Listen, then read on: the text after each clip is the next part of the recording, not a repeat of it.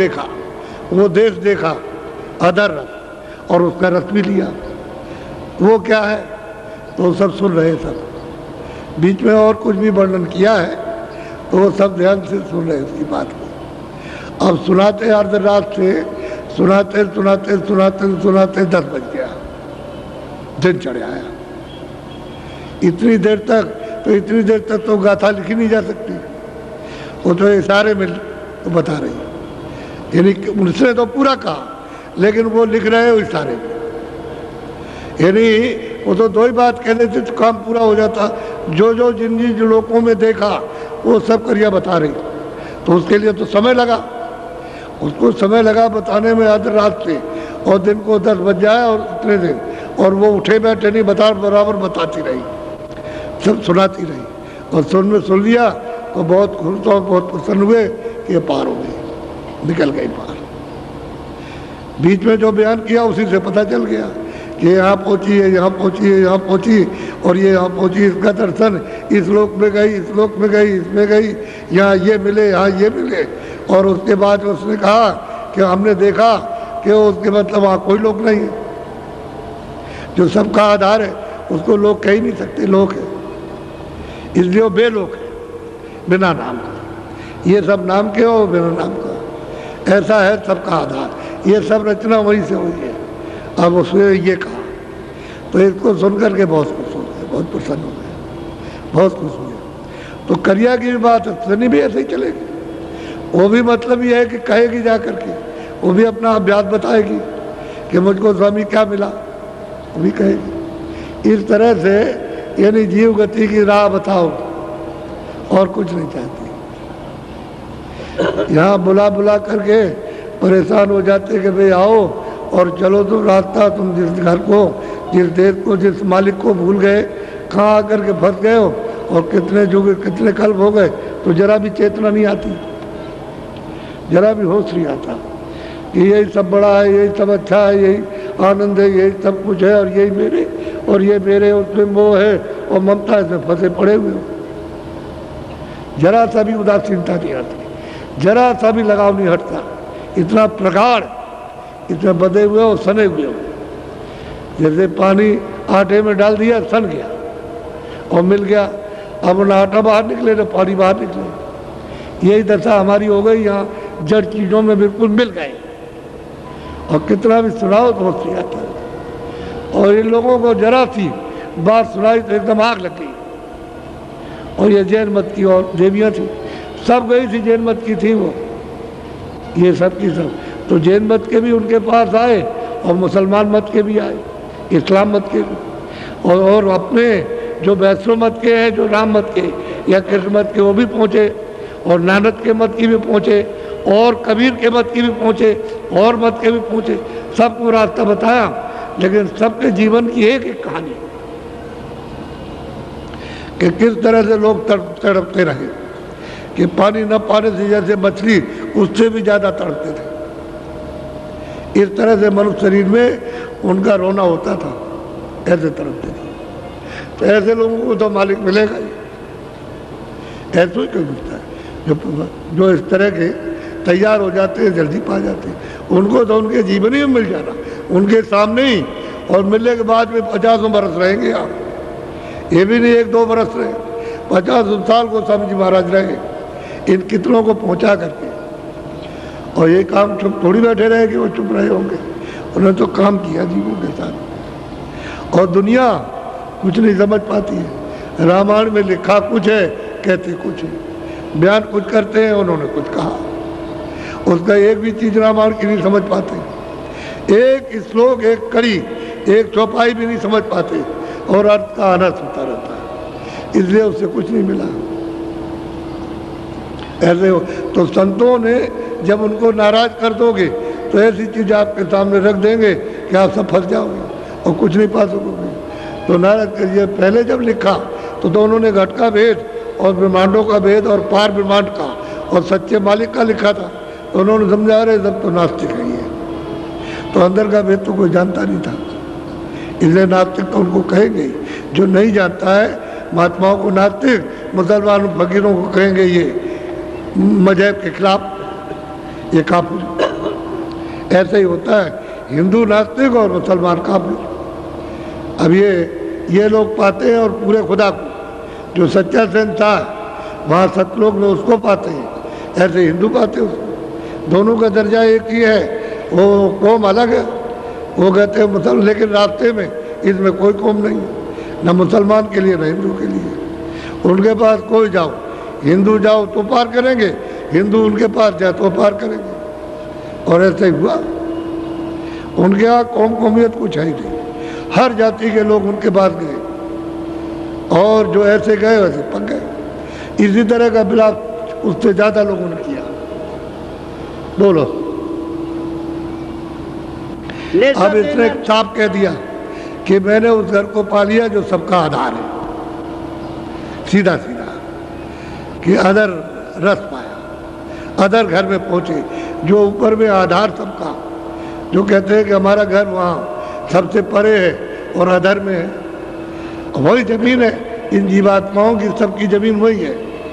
वो तो चेतन जमीन है, वो तो जड़ तो है नहीं है, जल पानी अग्नि वायु आकाश तो नहीं है, वहाँ तो नूर ही नूर है, प्रकाश ही प्रकाश है।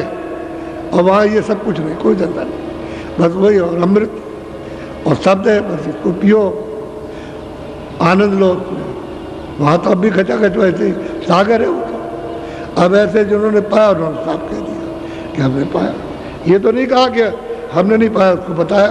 अब गोस्वामी जी कहते हैं मैंने सगरा भी इसको तोड़ लिया, अच्छी तरह समझ लिया, इसको जान लिया, और ये पकी हुई है तो मैंने सगरा भेद, सब गोपनीय भेद उसको दे दिया और उसको चढ़ा दिया।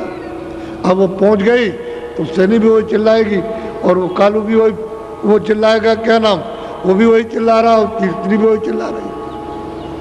जब मिल जाएगा तो ऐसे होगा। यही होता है। आपसे कहते हैं भाई भजन करो, कह रहे हैं आपसे भाई कुछ कर लो, अपने जीवन में कुछ कर लो, चलो, तो आप बताइए फंसे रहते हैं। नौकरी दे दीजिए, लड़का ठीक कर दीजिए, लड़की ठीक कर दीजिए, ये ठीक कर दीजिए, औरत होकर कहते हैं सगल परिवार और धन और दौलत सब कहते हैं महादुखदाई, और उसको दे दीजिए, इसको दे दीजिए, इसको दे दीजिए, ये दे दीजिए, और ये बीमार हो वो उसके लिए रोते, अपने लिए नहीं रोते। अपना काम कर लो कम से कम, उसके गुजरू तो हो ही रहा। इसमें फंस गया क्या। और इनमें धनाढ़ सब है, पंडित भी जितने गए सब धनाढ़, सब पैसे वाले, काशी में कोई किसी तरह कमजोर नहीं। और ये तो मतलब दुकानदारी करते थे, बड़े बड़े व्यापारी थे, ये भी खूब धनाढ़, और उस समय सबके घरों में था। ऐसे नहीं कि आपके घर में तलाशी हो जाएगी और मतलब छापा पड़ जाएगा, नहीं, चाहे जितना भी रखिए आप, वो घर में रहता था, तो धनाढ़ थे। और वो कहते हैं कुछ नहीं थे, धन दौलत कुछ नहीं है, सब बीमारी है, ये सब कोई संग नहीं जाएगा, ये 4 दिन का सराय है, और ये जहाँ जीवात्मा को सूरत को निकाला तहाँ बस खत्म हो गया, सब खेल पड़ा है, सब कुछ जो कुछ भी है। तो इसलिए किसी में तड़प आती ही नहीं, सब इसी में बंधे पड़े हुए झकड़े में। एक तरह से कितना समझाओ तो बाहर से कहे हाँ ठीक है, और फिर उसके बाद उसी में डूब जाते हैं, कोई मिलता नहीं है कोई।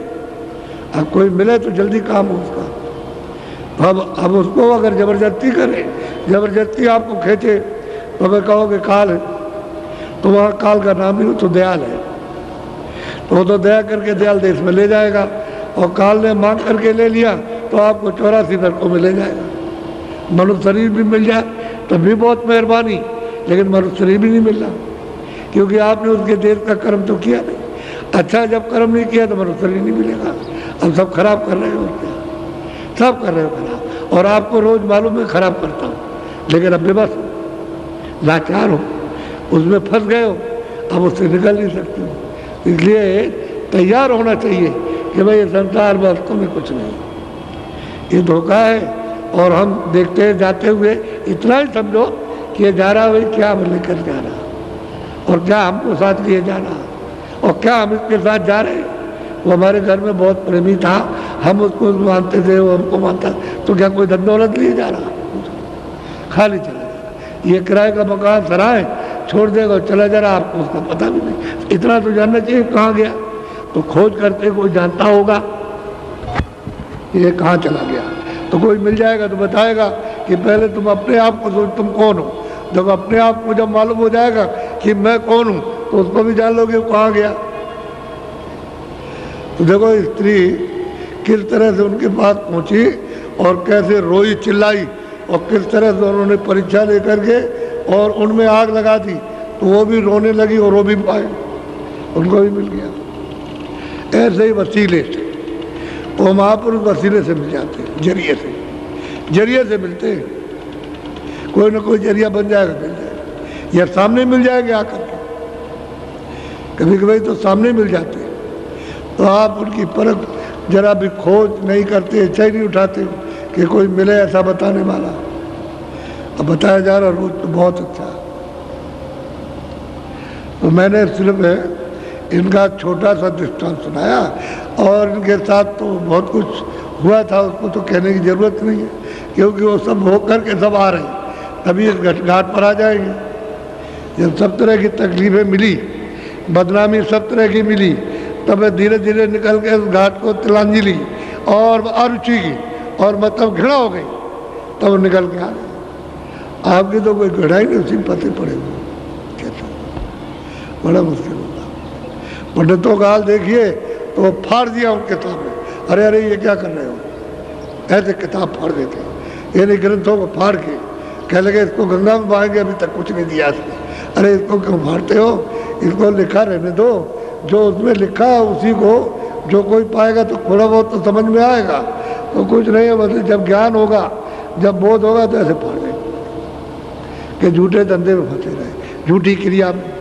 सच्ची बात है कि जनेऊ को तोड़ के फेंका, कपड़े उतार के अच्छे अच्छे रेशम के पैरे से फाड़ डाले उनके सामने, और खड़े होकर चिल्ला रहे, और माला कंठी जो कर जाए उसको फेंक दिया, ऐसे तोड़ के फेंकते हैं।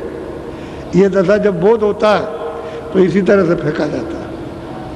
अभी तो हम जिसमें मोह ममता में, आसक्ति में, काम में, क्रोध में, सब में, इस बीमारियों में, ऐसे प्रगाढ़ समुद्र में, अथाह अज्ञान के सागर में डूबे हुए, तो कभी निकलेगी तो कभी सोचते नहीं कि चलो भाई वहाँ चलेंगे। तो अभी पहले संदेशा दिया था जिले में कोई खास गांव, उसमें तो पहला कार्यक्रम तो पहले हुआ था, अब की कार्यक्रम 7 दिन का रखा था। पहले तो मतलब एक गाड़ी थी, तो एक गाड़ी पे इनसे कहा कि तुम चले जाना और तुम जगह जितना समय तुमको मिल जाए इतना के आना। तो बेचारे गए, अब ना ये गाड़ी से कितना घूमेंगे, अब किसी जिले में 20, किसी में 25, और कारें अलग और मोटरसाइकिलें अलग और साइकिलें अलग, ये सब जिले के गांव में। और आपने देखा, और 10% लोगों को सुनाया जो